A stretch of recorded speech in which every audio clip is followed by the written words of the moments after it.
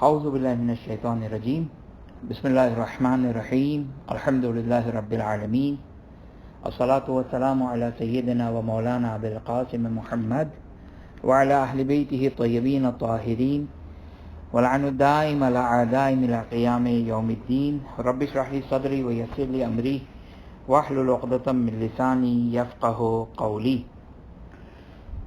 ہماری گفتگو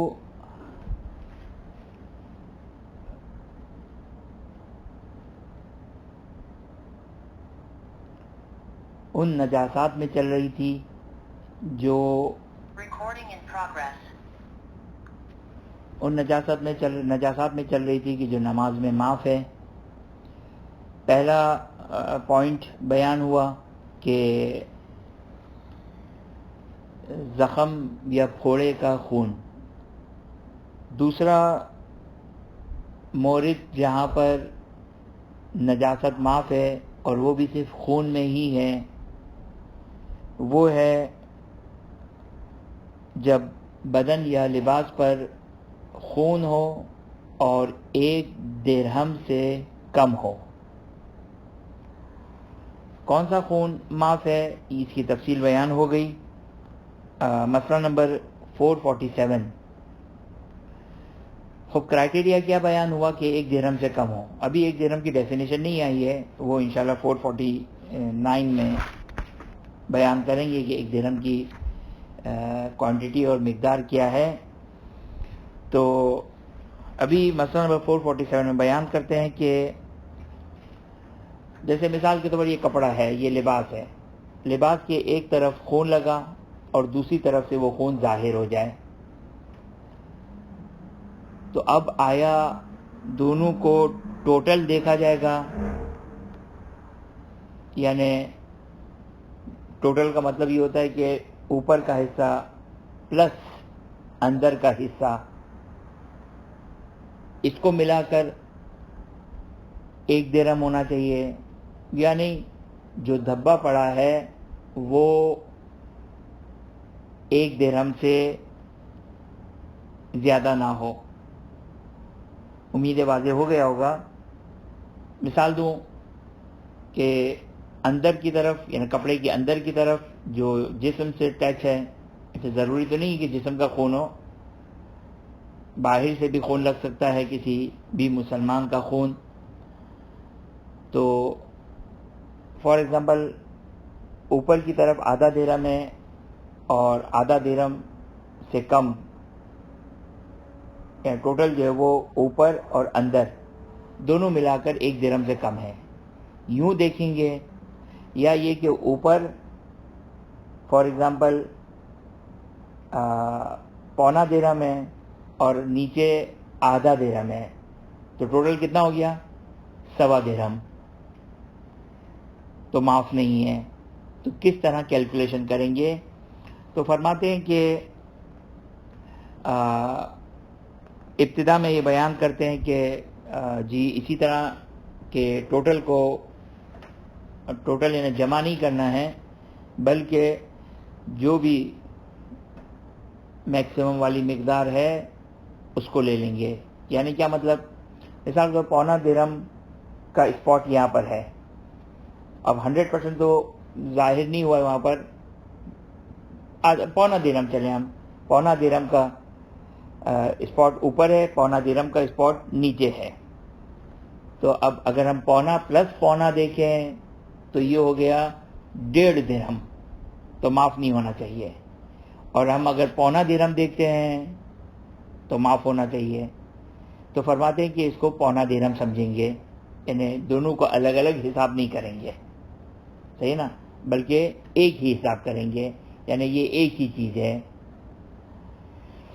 لیکن فرماتے ہیں کہ ہاں کبھی کبھار کیا ہوتا ہے، کبھی کبھار مثال کے طور پر آپ کا بکرم لگا ہوتا ہے، کیا کہتے ہیں بکرم کو،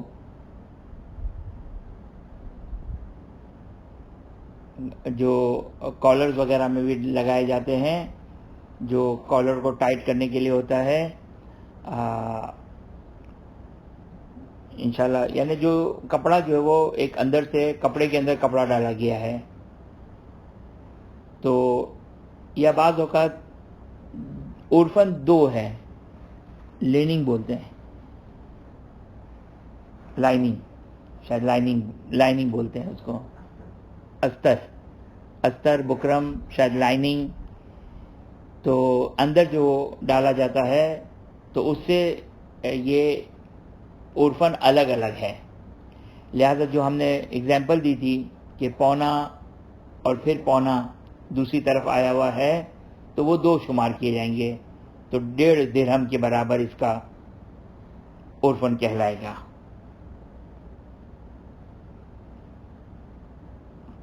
یعنی کرائٹیریا کیا ہے؟ کرائٹیریا آپ کی خدمت میں عرض کر دوں کہ عرف میں کیا شمار کیا جا رہا ہے. عرف میں ایک ہی شمار کیا جا رہا ہے، جیسے میں نے یہ کپڑے کی مثال دی، یا جیسے مثال کے طور میری آستین کے اگر آپ ایج پر دیکھیں تو ایک ڈبل کپڑا کر کے، اس کو کیا کہتے ہیں، جو یہ فولڈ کیا ہوا ہے، مثال کے طور میری اس آستین کے اینڈ پر ایج پر فولڈ کیا ہوا ہے، یہ عرفاً ایک ہی شمار کیا جائے گا، یہ ایک شمار کیا جائے گا. لیکن اگر اندر لائنر، لائننگ یا بکرم یا استر، جو بھی آپ اس کا نام دیں وہ ہے، تو اگر عرفاً ویسے تو 2 ہے یہ، لیکن اگر عرفاً اتنا چپکا ہوا کہ عرفاً ایک ہی شمار کیا جائے تو کرائٹیریا بہرحال عرف ہے کہ عرف میں آیا 2 شمار ہو رہے ہیں. یہ جیسے 2 کا مطلب کیا ہو گیا، مثال کے طور پر ایک اسپاٹ میرے اس حصے پر لگا ہوا ہے شولڈر کے، اور ایک ڈاٹ مثال کے طور پر جو وہ یہاں پر لگا ہوا ہے، تو یہ کس طرح 2 عرفاً الگ الگ ہیں. لیکن اگر اسی ڈاٹ پر ایک اور خون آ جائے تو عرفاً ایک ہی ہے. تو انشاءاللہ امید ہے کہ مسئلہ واضح ہو گیا ہوگا کہ اگر 2 شمار ہو تو ٹوٹل کرنا ہوگا، اگر 2 شمار نہ ہو تو پھر جو میکسیمم والی طرف ہے اس کو شمار کیا جائے گا. اگر وہ 1 درہم سے کم ہے تو وہ معاف ہوگا، اگر 1 درہم سے زیادہ ہے یا 1 درہم کے برابر بھی ہے تو معاف نہیں ہوگا. توجہ کیجیے گا، 1 درہم کے برابر بھی ہے تو بھی معاف نہیں ہوگا، اور 1 درہم سے زیادہ ہے تو بھی معاف نہیں ہوگا، اگر 1 درہم سے کم ہے تو معاف رہے گا. یہ ہو گیا 447. کوئی آگے چیزہ نہیں، تقریباً ایک ہی مسئلہ ہے.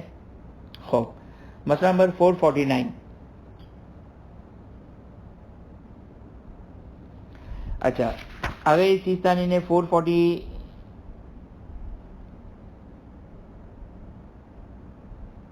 ہم نے 450 میں وہ آئے گا درہم کی مقدار. چلے ہم پہلے اسی کو بیان کر دیتے ہیں تاکہ کنفیوژن جو ہے وہ دور رہے کہ وہ ایک مقدار کی درہم کی اس درہم کی مقدار کیا ہے، اس درہم کی مقدار کیا ہے. مسئلہ نمبر 450. 449 میں ہم ابھی پڑھیں گے بعد میں.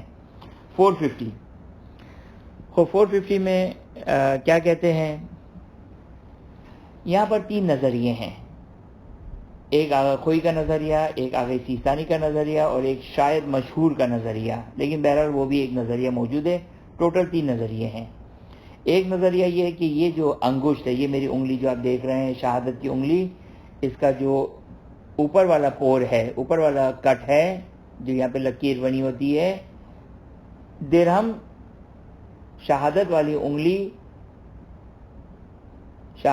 انگلی کے اوپر والے پور کے برابر درہم ہے. یہ آخوئی کی نظر ہے بنابر احتیاط واجب. آغا سیستانی کی نظر کیا ہے، انگلی نہیں بلکہ انگوٹھے کا جو پہلا کٹ ہے. آپ نے دیکھا کہ انگلی کا جو پہلا کٹ ہے وہ چھوٹا ہوتا ہے اور انگوٹھے کا جو کٹ ہے وہ بڑا ہوتا ہے. تو آگے سیستانی فرماتے کہ احتیاط واجب کی بنا پر یہ بڑا والا کٹ کرائٹیریا ہے. اچھا، ایک بات آپ کی خدمت میں عرض کروں، آپ کے توضیح مسائل اور فقہی فہم کو بڑھانے کے لیے ایک جملہ آپ کی خدمت میں عرض کروں کہ ہمیشہ یاد رکھیے گا کہ احتیاط واجب کا مطلب کیا ہوتا ہے، مشکل والا مسئلہ.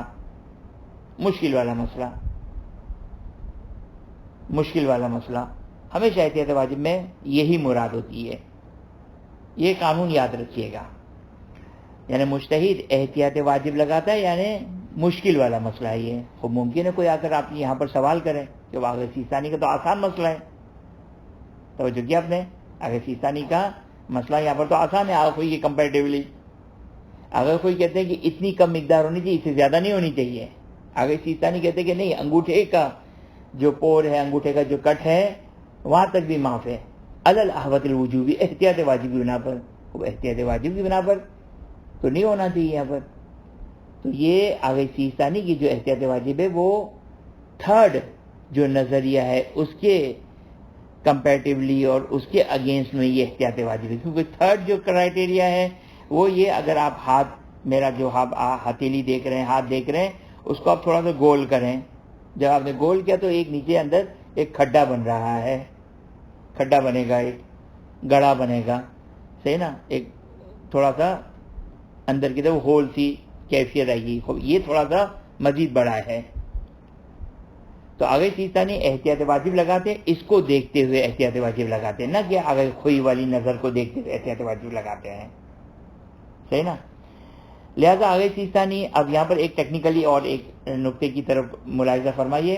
بس آگے سیستانی نے انگوٹھے والے میں احتیاط واجب لگایا ہے، لہذا اگر فل عالم، اگر ہتھیلی کے جو گڑا ہے، ہول ہے، اگر اس کا کوئی فل عالم اجازت دے دے تو آگے سیستانی کا مقلد وہاں پر رجوع کر سکتا ہے.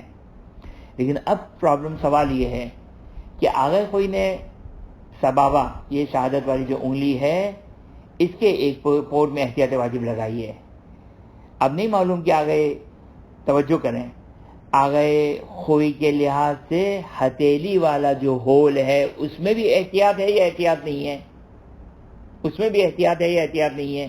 اگر خوئی کی عبارت بہت زیادہ واضح نہیں ہے. اگر کوئی کی احتیاط واجب، زیادہ سے زیادہ کیا پتہ چل جائے گا کہ انگوٹھے والے جو کٹ ہے اس میں اگر فعل عالم اجازت دے تو ان کی طرف رجوع ہو سکتا ہے. لہذا اب خلاصہ کروں میں کہ اگر کوئی کے لئے مقلد آگے سیستانی کی طرف رجوع کر کے انگوٹھے والے پور کا جو کو ایڈوانٹیج لے سکتا ہے، اگر کوئی کا مقلد آگے سیستانی کی طرف رجوع کر کے وہ انگوٹھے والے کٹ کا ایڈوانٹیج لے سکتا ہے.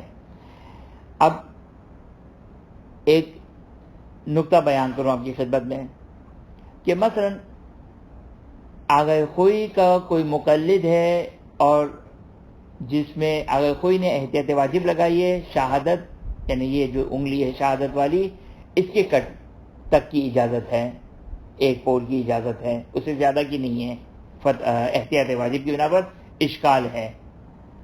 اب مثال کے طور پر کوئی کا کوئی جو کوئی کے مقلدین کا جو سیکنڈ مجتہد ہے وہ ہتھیلی کے ہول، ہتھیلی کا جو گڑا ہے، جب گول کرتے ہیں تو جو ایک گول سا سکے جیسی شکل بن جاتی ہے کیونکہ اس کی مقدار زیادہ ہے، اگر وہ اجازت دیتا ہو فل عالم تو ہم کیا ان کی طرف رجوع کر سکتے ہیں؟ اب سوال، کیا ہم رجوع کر سکتے ہیں؟ خوب توجہ کیجئے گا، ہم رجوع کر سکتے ہیں انگوٹھے کی مقدار تک، کیونکہ ہمیں نہیں معلوم کہ اگر یہ خوئی نے کے نزدیک ہول جو اس کا ہول ہے ہتھیلی کا، اس میں آخوئی کا فتویٰ ہے کہ نہیں ہو سکتا ہے یا احتیاط واجب نہیں ہو سکتا ہے، معلوم نہیں آخوئی کی نظر فی الحال ابھی اس کو دیکھتے ہوئے. لہذا ہم اس فقی کی طرف رجوع تو کر سکتے ہیں، لیکن ہم کس کا ایڈوانٹیج لے سکتے ہیں؟ صرف انگوٹھے کی مقدار کے مطابق ایڈوانٹیج لے سکتے ہیں. خوب دقت کیجئے گا انشاءاللہ.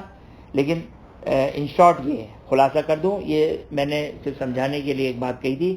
خلاصہ کیا ہو گیا؟ خلاصہ یہ ہو گیا آگے چیز سے اگر کوئی کے لحاظ سے شہادت والے انگلی کا جو کٹ ہے یہ ہے 1 درہم، سائز کے اعتبار سے درہم کا سائز آخوئی کہتے ہیں کہ ہمارے نزدیک جو ثابت شدہ ہے وہ اتنا ہے، ایک پور، ایک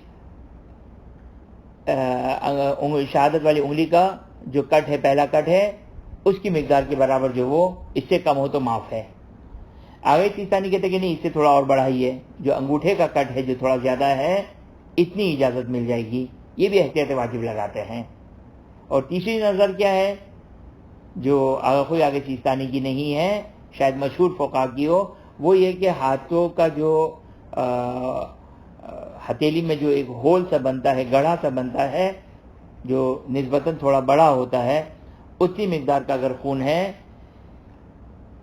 تو وہ نماز میں معاف ہے. یہ مسئلہ نمبر 450 کا خلاصہ.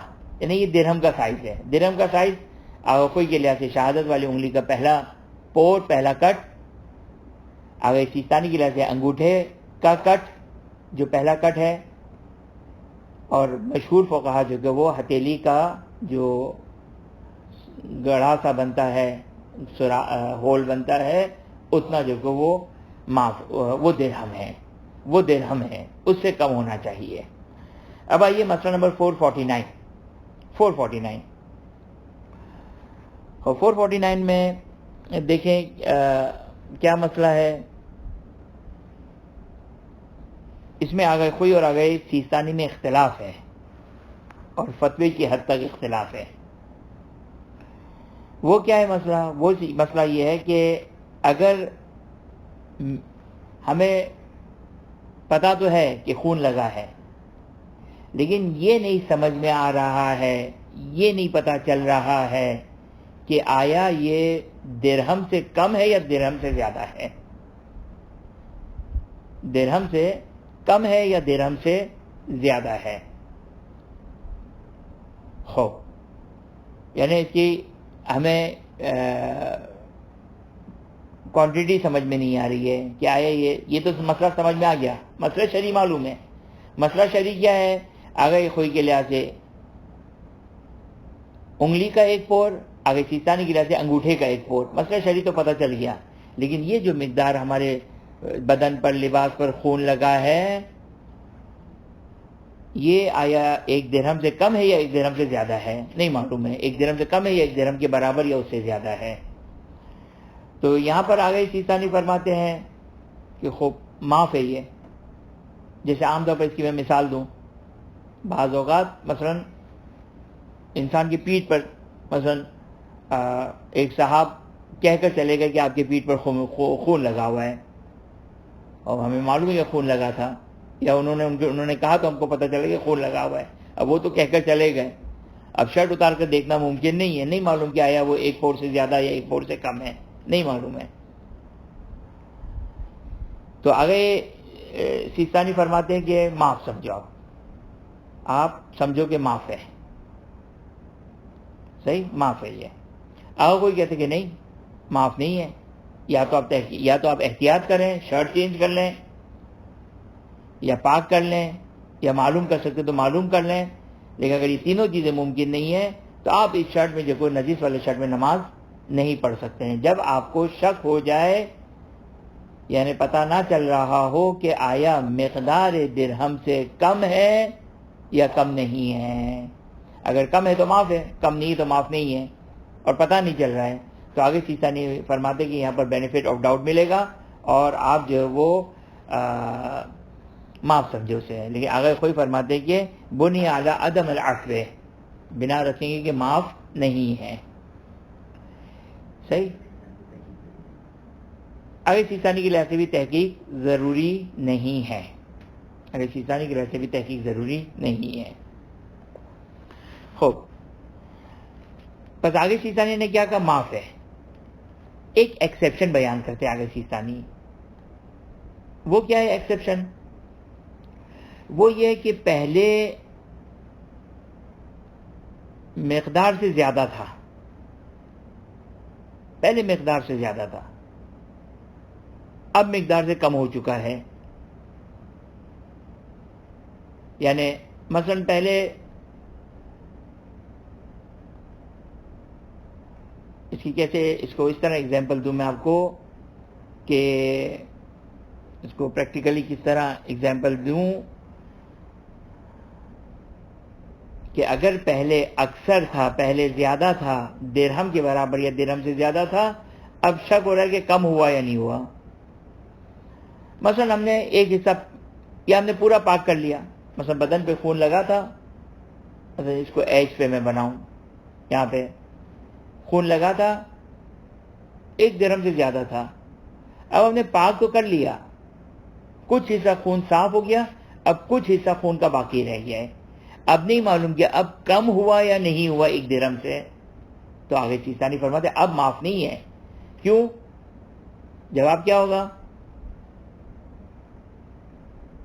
پہلے یقین ہے کہ جو کو 1 درہم سے زیادہ تھا، اب شک ہے کہ 1 درہم سے کم ہوا یا نہیں ہوا. وہی قانون چلے گا جو کئی دفعہ آپ کی خدمت میں عرض کیا، استصحاب. چونکہ استصحاب اکثر تھا، زیادہ تھا، اب شک ہوا کہ کم ہوا یا نہیں ہوا، تو اب بھی جو کہ اس کو استصحاب جاری کریں گے اور کہیں گے کہ ابھی بھی جو کو زیادہ ہی ہوگا. اسی طرح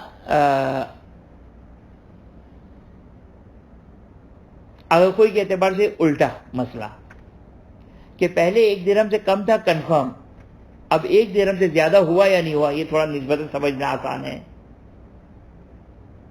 ایک زخم تھا، چھوٹا زخم تھا، پہلی والی کیٹیگری والا زخم نہیں تھا، چھوٹا زخم تھا، اس میں جو خون تھا وہ 1 درہم سے کم تھا. ہم نے دیکھا تھا رات میں 1 درہم سے کم تھا. ایک چھوٹا سا زخم تھا، پاک کرنا بھی آسان تھا، کوئی مشکل بھی نہیں تھی، لیکن ہم نے کہا کہ 1 درہم سے کم ہے تو ہم فجر کی نماز اسی میں پڑھ لیں گے. اب جب ہم فجر میں اٹھے تو اب ہم کو شک ہے کہ آیا اب 1 درہم سے خون یہ زیادہ ہوا یا نہیں ہوا. تو چونکہ پہلے کم تھا، اب شک ہے کہ زیادہ ہوا یا نہیں ہوا، تو آپ وہی کہتے ہیں کہ آپ کم پہ ہی بنا رکھو، اور اب یہاں پر جو آپ کو شک کا فائدہ مل جائے گا اور شک میں آپ معاف سمجھیں گے، یہ والا خون معاف ہے. ویسے تو معاف نہیں تھا، اگر ویسے ہی اگر آپ کو شک ہو جاتا کہ یہ کم والا ہے یا زیادہ، کم ہے یا زیادہ ہے، تو آپ وہی کہتے کہ یہ جو کہ آپ سمجھیں کہ معاف نہیں ہے، آپ معاف نہیں ہے. لیکن اگر معاملہ برعکس ہو جائے، یعنی معاملہ چینج ہو جائے کہ پہلے جو وہ کم تھا، اب شک ہوا کہ بڑھا یا نہیں بڑھا، تو اب بھی بنا رکھیں کہ کم ہی ہے، لہذا نماز میں معاف ہے.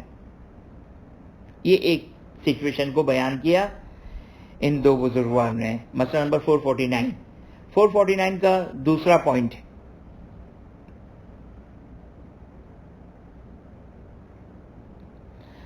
خوب فرماتے ہیں کہ اگر یہ شک ہو جائے کہ یہ خون معاف والا خون ہے یا معاف والا خون نہیں ہے، معاف والا خون ہے یا معاف والا خون نہیں ہے. خوب معاف والا خون کون سا ہے؟ مسلمان کا خون، میرا خون، حلال گوشت جانور کا خون، یہ معاف والا خون ہے. معاف والا خون جو نہیں ہے وہ کون سا ہے؟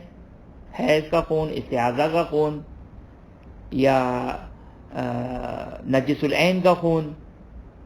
خوب اب یہاں پر میرے بدن پہ خون لگا ہے، اب نہیں معلوم، خاص طور پر خواتین کے لیے ممکن ہے پریکٹیکل ہو کہ یہ جو مثال کے خون لگا ہے، یہ آیا وہ پیریڈز والا خون ہے جو 1 درہم سے کم ہے، یا یہ کہ میرے انگلی کٹی تھی آلو پیاز کاٹتے ہوئے، وہ خون جو وہ ٹپک گیا اور 1 درہم سے کم ہے. نہیں معلوم معاف والا خون ہے یا معاف والا خون نہیں ہے. تو یہاں پر دونوں بزرگوار اگر کوئی اگر چیزانی فرماتے ہیں کہ شک ہو جائے کہ معاف والا خون ہے یا معاف والا خون نہیں ہے، تو اس صورت میں معاف والا خون سمجھیں گے، اسے سمجھیں گے کہ یہ معاف والا خون ہے، لہذا اس میں نماز پڑھ سکتے ہیں. اور تحقیق کرنا واجب نہیں ہے، تحقیق کرنا واجب نہیں ہے، نہ احتیاط کی ضرورت ہے نہ تحقیق کرنا واجب ہے. اچھا اب فرماتے ہیں اگر کوئی آگے چیز تانی کہ نماز کے بعد پتہ چلا کہ نہیں یہ تو معاف والا خون نہیں تھا، خاتون کو پتہ چلا کہ یہ تو ان 3 خون میں سے کوئی ایک خون ہے جو خواتین کے مخصوص خون ہوتے ہیں، یا کافر کا خون لگ گیا تھا، بعد میں پتہ چلا، تو کیا دوبارہ نماز پڑھنی ہوگی؟ اور کوئی آگے چیز تانی فرماتے کہ نہیں، دوبارہ نماز نہیں پڑھنی ہوگی، دوبارہ نماز نہیں پڑھنی. خوب امید ہے مسئلہ واضح ہو گیا ہوگا. 2 پوائنٹس اس میں بیان ہوئے، دوبارہ سے خلاصہ بیان کر دوں. پہلا یہ تھا کہ آیا مقدار معاف سے کے برابر ہے یا اس سے زیادہ ہے. تو اگر کوئی فرماتے ہیں کہ زیادہ سمجھیں آپ اور نماز میں معاف نہیں ہے، آگے سیسانی فرماتے کہ آپ سمجھیں کہ مقدار سے جو درہم کی مقدار سے کم والا خون ہے اور معاف ہے. یہ دوسرا مسئلہ کیا ہے کہ یہ جو خون لگا یہ کون سا والا خون ہے؟ پاک تو خون کی بحث نہیں ہے، آیا نجس خون تو ہے لیکن معاف والا خون ہے یا معاف والا خون نہیں ہے. تو اس میں اگر کوئی آگے سیسانی دونوں فرماتے کہ معاف والا خون سمجھیے آپ اور نماز صحیح ہے، تحقیق واجب نہیں ہے. نماز کے بعد اگر پتہ بھی چل جائے کہ یہ معاف والا خون نہیں تھا تو بھی وہ نماز صحیح سمجھی جائے گی. خوب یہاں تک یہ دوسرا مورد بھی ختم ہو گیا. پہلا مورد زخم اور پھوڑے کا خون، اس کا خون جتنا بھی ہو معاف ہے، جتنا بھی ہو معاف ہے، اس میں 1 درہم کی کوئی گفتگو نہیں ہے۔ دوسرا پوائنٹ، بدن یا لباس پر خون لگا ہے مسلمان کا یا حلال گوشت جانور کا اور وہ 1 درہم سے کم خون ہو تو پاک کرنا چاہے بالکل آسان ہی کیوں نہ ہو، کوئی پرابلم نہیں ہے، پھر بھی پاک کرنا واجب نہیں ہے، نجس ہے لیکن اس میں نماز پڑھنا جائز ہے۔ یہ 2 مورد ہو گئے۔ تیسری چیز جہاں پر نجاست میں نماز پڑھنا جائز ہے، ممکن آپ سوال کریں کہ آغا صاحب آپ نجاست کیوں کہتے ہیں، یہ تو صرف خون کی بات ہے۔ نہیں، تیسرے پوائنٹ سے پتہ چلے گا، تیسرا، چوتھا، پانچواں، کہ خون کے علاوہ بھی نماز میں بعض مقامات پہ نجاست کی معافی ہے۔ وہ تیسرا پوائنٹ کیا ہے؟ الملبوس الذی لا یتم فیہ الصلاۃ، وہ لباس کا ٹکڑا نجس ہے وہ ٹکڑا جو پہنا ہوا بھی ہو لیکن اتنا چھوٹا ٹکڑا ہے وہ کہ اس سے مرد کی ستر پوشی نہ ہو سکتی ہو، نماز نہ پڑھی جا سکے جس میں۔ اس کی ایگزامپل دیتے ہیں، ساکس، ٹوپی سے ستر پوشی، پورے سطر جو واجب سطر ہے، آگے کا حصہ پیچھے کا حصہ، بے تنہائی اس سے سطر نہیں ہو سکتا ہے۔ اب چاہے وہ ساکس خاتون نے پہنا ہو چاہے مرد نے پہنا ہو، یا خاتون نے مثال کے طور پر ایسی ٹوپی پہنی ہے مکھنے کے اندر فار ایگزامپل بال چھپانے کے لیے، اور وہ نجس ہے، چونکہ اس میں بے تنہائی نماز نہیں ہو سکتی ہے، سطر نہیں ہو سکتا ہے، تو چاہے وہ نجس ہی کیوں نہ ہو اس میں نماز صحیح ہے۔ لہذا کہ فار ایگزامپل میرا ساکس نجس ہے، پیشاب سے نجس ہو گیا، کسی اور چیز سے نجس ہو گیا، کوئی مشکل نہیں ہے، اس میں نماز پڑھی جا سکتی ہے۔ خوب،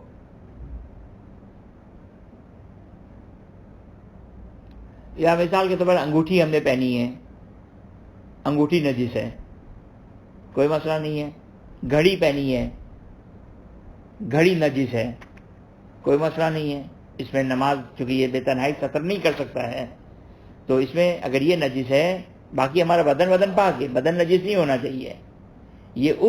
یہ تھرڈ والی، فرسٹ اور سیکنڈ جو آئے تھے وہ لباس اور بدن دونوں کا تھا، تھرڈ والا صرف اس لباس کی بات چل رہی ہے جس میں بے تنہائی سطر کا کام نہ کر رہا ہو، یعنی مرد کی جو عورتین ہیں، آگے اور پیچھے کا جو ہے حصہ جس کو چھپانا نماز میں منیمم واجب ہے، یہ ٹوپی، موزہ، گھڑی، انگوٹھی، اس سے جو ہے وہ سطر نہیں ہو سکتا، اتنی چھوٹی سی مقدار ہے، تو چاہے یہ نجیسی کیوں نہ ہو، اس میں نماز کی حالت میں اگر ہم نے پہنی ہوئی ہے تو اس میں کوئی مذائقہ نہیں، نماز صحیح ہے۔ خوب، یا چوڑی نجس ہو گئی، چوڑیاں عورتوں کی وہ نجس ہو گئی، پیروں میں خلغال پہنا جاتا ہے وہ نجس ہو گیا، کوئی مسئلہ نہیں، پاک کرنے کی ضرورت نہیں ہے، مشکل نہیں، اس میں نماز صحیح ہے۔ خوب، یہاں تک تو یہ بات واضح ہو گئی۔ کہتے ہیں کہ آگے سیستانی آگے کوئی فرماتے ہیں کہ وہ چاہے وہ متنجس ہوا ہو،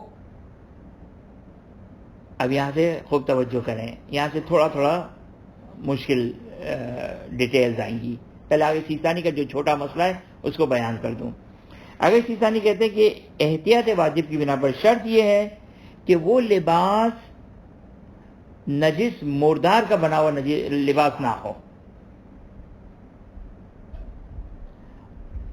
یا نجس العین کتے اور سور کا لباس نہ ہو۔ صحیح واضح ہو گیا یہاں تک؟ یہ ہو گیا آگے سیستانی کی 2 کنڈیشن۔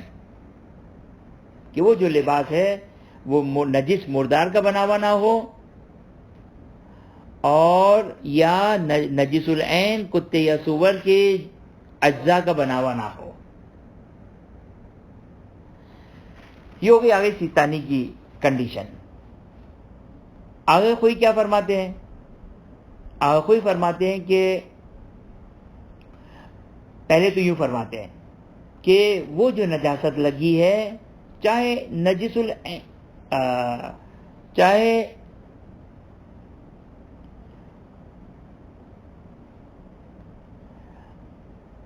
مردار یہ حرام گوشت جانور کا ہی مردار کی نجاست کیوں نہ لگی ہو. مثال کے میرا موزہ دھاگوں سے بنا ہوا ہے لیکن میرا موزہ نجس ہو گیا،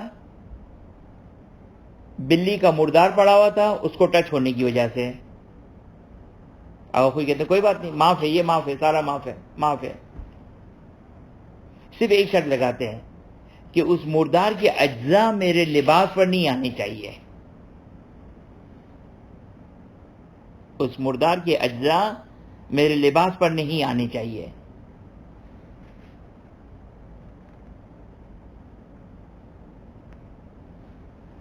اچھا، اب یہ آپ کی خدمت میں، چونکہ ابھی ہم جب وہاں پہ پڑھیں گے، کہاں پہ پڑھیں گے؟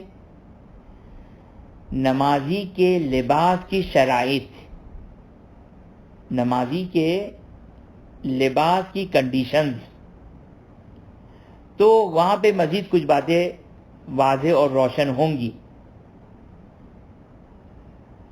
فی الحال آگے سیستانی کی جو دو کنڈیشنز تھی وہ یاد ہے آپ کو کہ وہ لباس نجس مردار کے اجزاء کا نہ بنا ہو اور نجس العین کے اجزاء کا نہ بنا ہو. اب اگر سیستانی سے سوال، اگر حرام گوشت جانور کے اجزاء سے بنا ہے وہ لباس، مثال کے طور پر شیر کے بالوں سے بنا ہے، جلد سے نہیں، جلد اس کی مشکل ہو جائے گی، بالوں سے بنا ہے، تو ظاہر عبارت آگے سیستانی یہ کہ کوئی آبجیکشن نہیں ہے، کوئی پرابلم نہیں ہے. لیکن آگے خوئی کے لحاظ سے مشکل ہے، آخوئی کے لحاظ سے مشکل ہے، صحیح نہیں ہوگا چاہے وہ پاک ہی کیوں نہ ہو، کیونکہ وہاں پر ایک گفتگو کریں گے کہ لباس پر حرام گوشت جانور کے اجزاء نہ لگے ہوں. اور اس میں اگر کوئی اور آگے سیستانی میں اختلاف ہے کہ چاہے وہ لباس چھوٹا ہی کیوں نہ ہو صحیح نہیں ہوگا اگر کوئی کے لحاظ سے. اگر سیستانی کے لحاظ سے اشکال نہیں ہے کہ وہ انشاءاللہ وہاں پر ہم گفتگو پڑھیں گے. ابھی ہماری بحث صرف نجاست میں چل رہی ہے، نجاسات میں چل رہی ہے.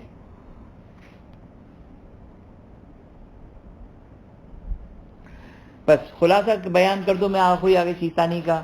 آگے سیستانی کا خلاصہ آسان ہے. کیا ہے خلاصہ؟ وہ چھوٹا لباس جو نجس ہو گیا ہو، جس میں اتنا چھوٹا لباس کہ جسے بے تنہائی ستر عورتین، یعنی جو نماز میں ستر ضروری ہے اسے بے تنہائی نہ ہو سکتا، وہ چھوٹا لباس ہے. اگر وہ نجس ہو جائے تو اس میں نماز صحیح ہے. صرف دو کنڈیشن ہے کہ وہ مردار اجزاء سے نہ بنا ہو لباس چھوٹا والا، یا نجس العین سے نہ بنا ہو. آگے سیستانی کا فنش. آگے کوئی کا خلاصہ کیا ہے کہ وہ چھوٹا لباس جس میں بے تنہائی نماز نہ ہو سکتی ہو، اگر وہ نجس ہو جائے تو اس میں نماز پڑھنا صحیح ہے، چاہے وہ نجس ہو گیا ہو حرام گوشت جانور کی نجاست کی وجہ سے ہی ہو گیا ہو، لیکن اس میں حرام گوشت جانور کے اجزاء نہ لگے ہوں.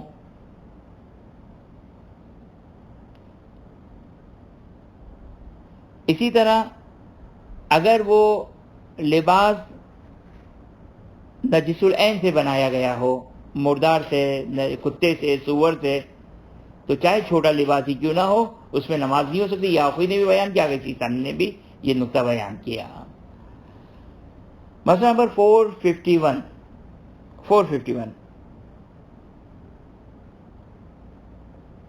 اچھا 451 اگر سیستانی اس 451 مسئلے کو ایک چوتھا نمبر کا قرار دے رہے ہیں، یعنی چوتھی ایکسیپشن،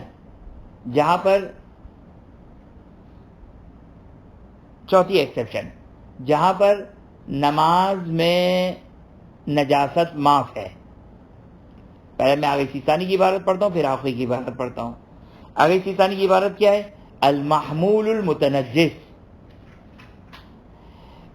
دو چیزوں کے درمیان فرق ہے، پہننا اور اٹھانا.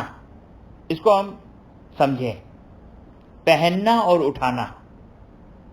یہ لباس میں نے پہنا ہوا ہے، یہ چشمہ ابھی ہاتھ میں نے اٹھایا ہوا ہے. اٹھانا الگ ہے، پہننا الگ ہے. رومال میں نے جیب میں اٹھایا ہوا ہے، پہنا نہیں ہے رومال.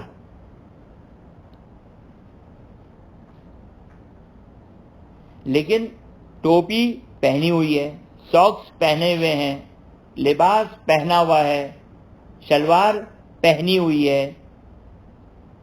پہننا الگ ہے، اٹھانا الگ ہے.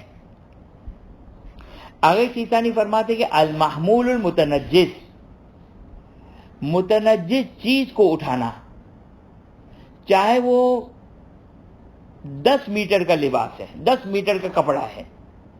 اصلاً میرے سطر تو کیا، میرا کفن اس میں پورا آ جائے، اٹھایا ہوا ہے، پہنا تو نہیں ہے، معاف ہے.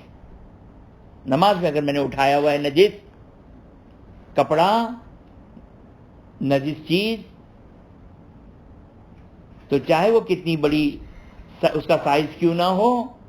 مثال کے طور پر میں نے تھیلی میں، کوئی چور نہ لے جائے، میرے ہاتھ میں جو کوئی تھیلی ہے جس میں میرا شلوار قمیض ہے، پورا سطر، بہترین سطر ہو جائے گا، خاتون کا بھی سطر ہو سکتا ہے، چادر کے ساتھ ہے، نجس ہے لیکن اٹھایا ہوا ہے، یہ میں نے پہنا ہوا نہیں ہے. تو اس میں نماز صحیح ہے، کوئی اشکال، کوئی آبجیکشن نہیں ہے.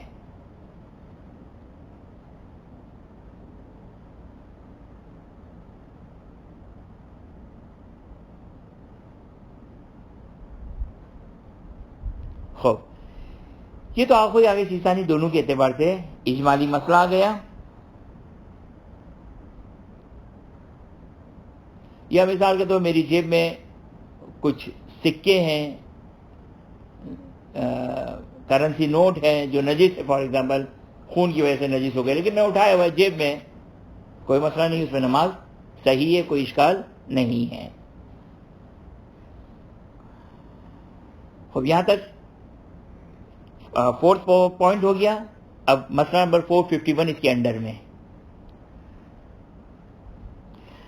آگے خوئی فرماتے ہیں کہ وہ چیز جس کو اٹھائی ہوئی ہو، اگر وہ نجس العین کی، مثال کے طور پر کتے کے یا سور کی جلد سے ایک جیکٹ بنایا گیا تھا جو میں نے تھیلی میں اٹھایا ہوا ہے،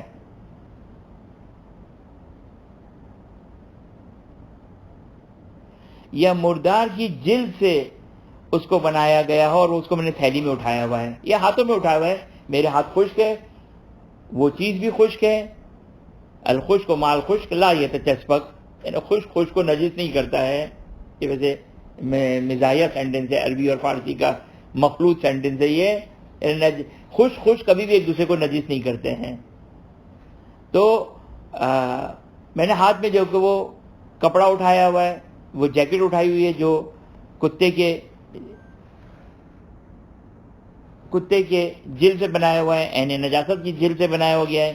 آپ کوئی کہتے ہیں کہ یہ نماز میں معاف نہیں ہے.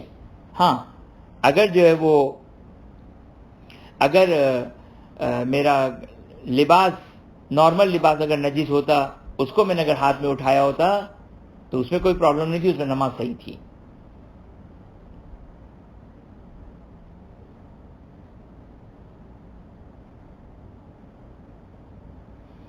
اگر کوئی 3 کے بارے میں فرماتے ہیں، توجہ کیجیے گا، 3 کے بارے میں. پہلا، نجس العین کے اجزاء سے وہ چیز بنائی گئی ہو، وہ لباس، وہ چیز بنائی گئی ہو.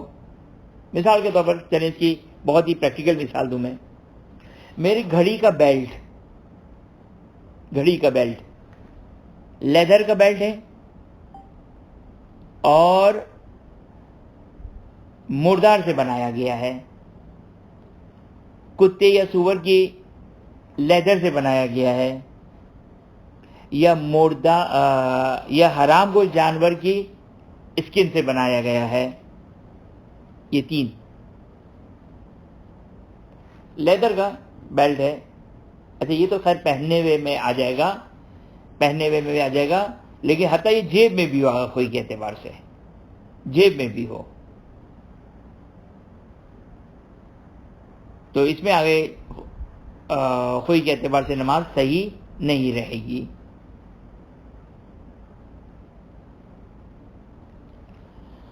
اچھا اب آگے سیستانی کیا فرماتے؟ یہ ہو گیا 451 آگے خوئی کا مسئلہ. 451 آگے سیستانی کے لحاظ سے مسئلہ. آگے سیستانی فرماتے کہ نہیں، متنجس کو اٹھانا نماز میں معاف ہے، چاہے مردار کے اجزاء سے وہ بنا ہوا ہو، چاہے درندوں کے اجزاء سے بنایا گیا ہو، چاہے حرام گوشت جانور کے اجزاء سے بنایا گیا ہو، یہ سب اٹھایا ہوا ہے تو معاف ہے. اب ایک مثال دیتا ہوں میں آگے خوئی اور آگے سیستانی کے اعتبار سے. ایک مثال دیتا ہوں میں. مثال کے طور پر آپ نے بلڈ بینک سے ایک بلڈ بیگ لیا، بلڈ کا بیگ لیا، آپ نے ہاتھ میں اٹھایا ہوا ہے نماز کی حالت میں. اب صحیح ہے یا مشکل ہے؟ کوئی مشکل نہیں ہے، کوئی مسئلہ نہیں ہے. نجاست کو اٹھائے ہوئے آپ نے، لہذا کوئی مشکل نہیں ہے اس میں.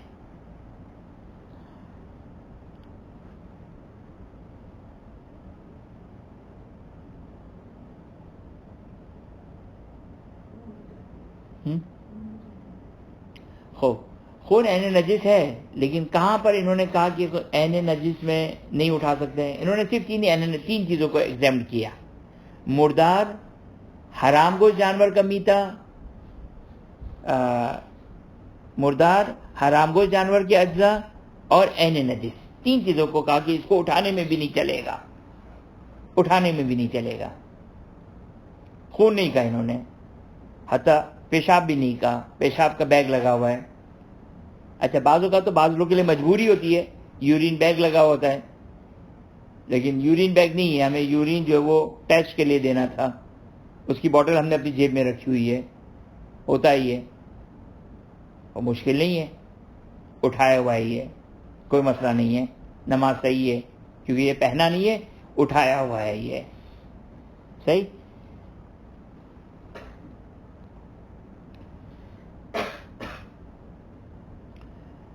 اب یہاں تک یہ مسئلہ تقریباً اگرچہ ایک چھوٹا سا ایکسیپشن آگے سیستانی کا ہے، لیکن فی الحال بہت بھاری ہو گیا، اس کو یہیں تک ہی میں رہنے دیتا ہوں، اور میرا خیال ہے ٹائم بھی کافی اوپر ہو گیا.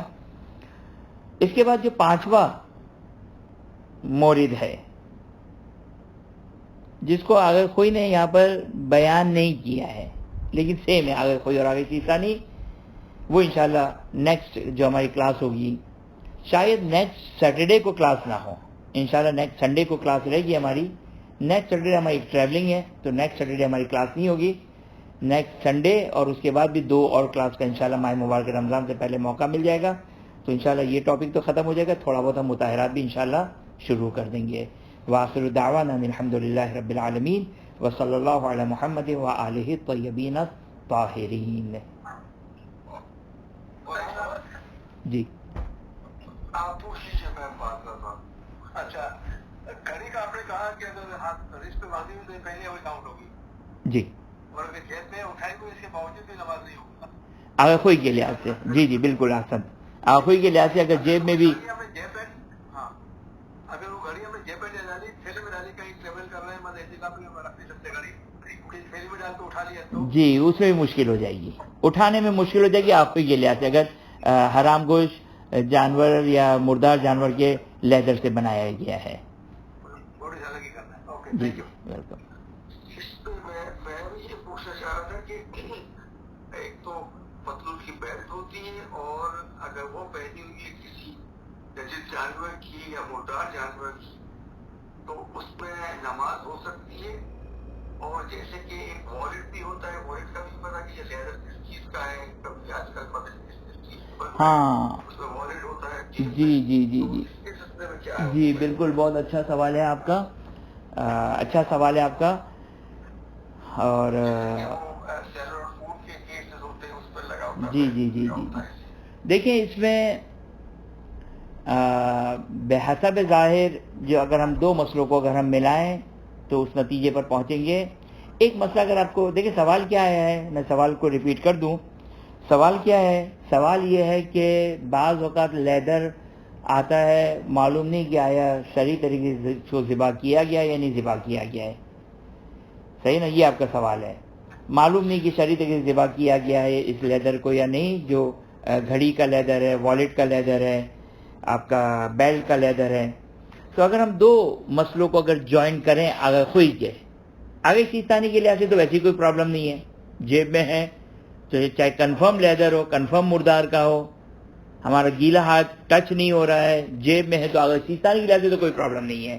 یعنی وہ والیٹ جو نجس العین کا بنایا گیا ہو ہماری جیب میں ہو, آگے سیستانی کے لحاظ سے کوئی پرابلم نہیں ہے. پرابلم آگے خوئی کے لحاظ سے ہے. اب سوال اسی پرابلم کے اندر دوسرا ایک سوال آیا کہ یہ جو والیٹ ہماری جیب میں ہے یہ لیدر کا ہے, اوریجنل لیدر کا ہے, ہم کو پتا ہے, تو آیا ہمیں نہیں معلوم کہ شرعی طریقے سے ذبح کیا گیا, مردار سے بنایا گیا ہے, حرام گوشت جانور کا ہے, کچھ بھی نہیں پتا ہے, تو اس کو ہم نماز میں اپنے ساتھ اٹھا سکتے ہیں یا نہیں اٹھا سکتے ہیں؟ تو اس مسئلے کو, کون سا مسئلہ جو ابھی ہم نے پڑھا 451 میں جو ہم نے پڑھا کہ آگے کوئی کیا فرماتے ہیں, آگے کوئی فرماتے ہیں کہ اگر معلوم ہے تو نہیں اٹھا سکتے ہیں. اب سوال آپ کا یہ کہ اگر معلوم نہ ہو تو کیا حکم ہے, تو اس کو ہم مدد لیں گے کہاں سے؟ نجاسات کے چیپٹر میں ہم نے ایک مسئلہ پڑھا تھا, گوشت چربی چمڑے کا مسئلہ, گوشت چربی چمڑے کا مسئلہ. وہاں پہ آگے کوئی نے کہا تھا کہ اگر کافر ملک سے یا کافر سے اگر کوئی لیدر آئے اور ہمیں نہیں معلوم کہ آیا شرعی طریقے سے ذبح کیا گیا ہے یا نہیں شرعی طریقے سے ذبح کیا گیا ہے, تو آگے کوئی کہتے ہیں ہے تو پاک لیکن نماز میں جائز نہیں ہے.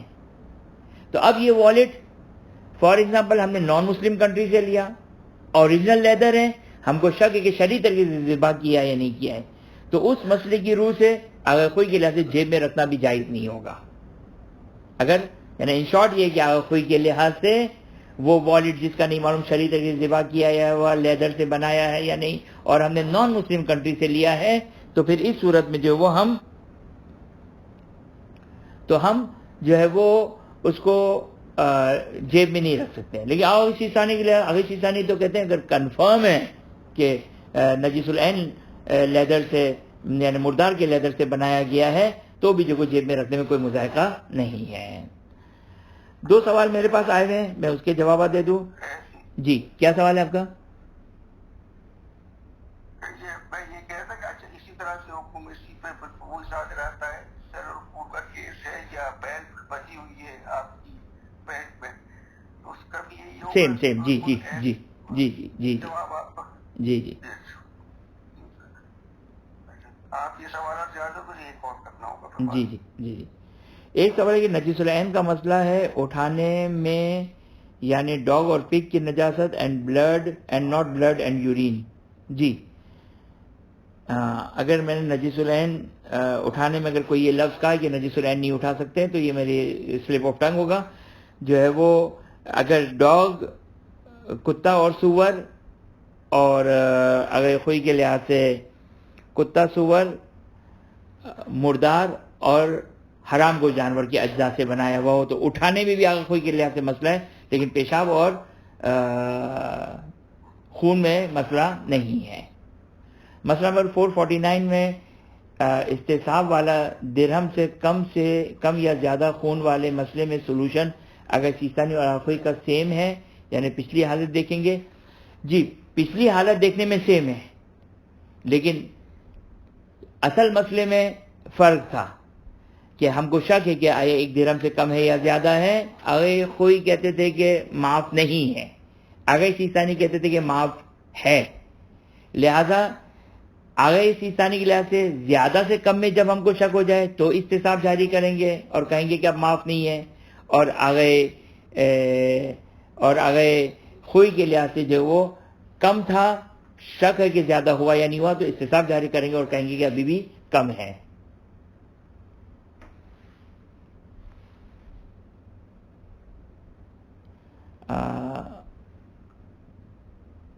سطر کرنے والے لباس کا معیار، سطر کرنے والے لباس، اس میں مردوں کا کرائٹیریا ہے، یعنی لباس اتنا چھوٹا ہونا چاہیے کہ جس میں مردوں کا سطر نہ ہو سکتا ہو، اور عورت اور مرد دونوں کے لیے معافی ہے۔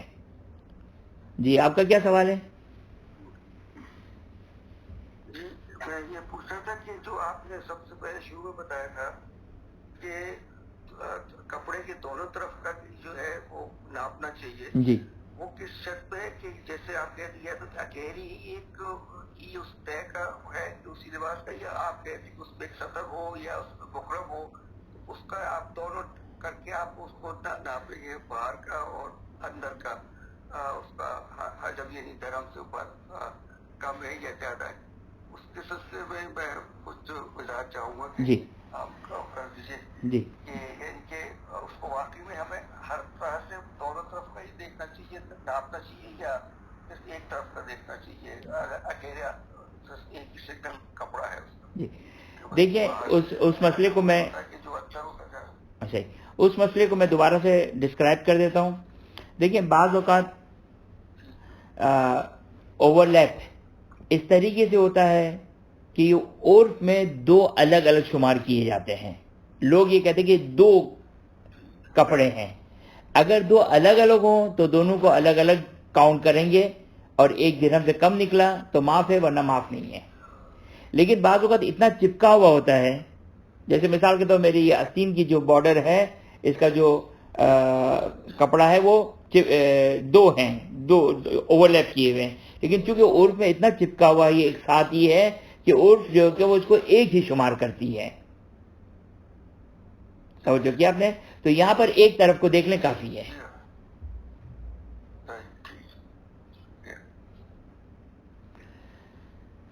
خوب خدا کی بارگاہ میں دعا گو ہیں کہ خداوند ہمیں علوم محمد و آل محمد علیہ السلام سمجھنے کی توفیق عطا فرما، پڑھنے کی توفیق عطا فرما، اس پر عمل کرنے کی توفیق عطا فرما۔ حاضر مجلس مومن منات کل مومن منات کی تمام جائز حاجات کو پورا فرما، منتظمین کی تمام جائز حاجات کو تمام فرما۔ حاضر مجلس مومن منات کے محرومین، منتظمین کے محرومین، کل محروم مومن منات کی مغفرت فرما، جوار معصوم میں جگہ عطا فرما۔ انشاءاللہ یوم ولادت امام زمانہ حجت اللہ عجل اللہ تعالی فرجہ شریف کی ولادت مبارک ہے انشاءاللہ۔ ہفتے کے درمیان آپ لوگ بھی اپنی دعاؤں میں یاد رکھیے گا، انشاءاللہ آپ لوگ بھی انشاءاللہ ہماری دعاؤں میں ہوں گے۔ خداوند متعال بحق امام عصر و زمان سلام اللہ علیہ انشاءاللہ تمام مشکلات کو، تمام بلاؤں کو، حاضر مجلس کل مومن مومنات منتظمین اور ہم سب کی بلاؤں کو دور فرمائے، اور جلد از جلد امام زمانہ عجل اللہ تعالی فرجہ شریف کے ظہور کے مقدمات کو مہیا اور آسان فرمائے، اور امام کی تعجیل میں، امام کی ظہور میں تعجیل فرمائے، ہمیں ان کے آوان و انصار میں قرار فرمائے، وہ ہم سے، ہمارے زمانے کا امام ہم سے راضی و خوشنود ہو جائے۔ وآخر دعوانا الحمدللہ رب العالمین وصلی اللہ علی محمد وآلہ الطیبین الطاہرین۔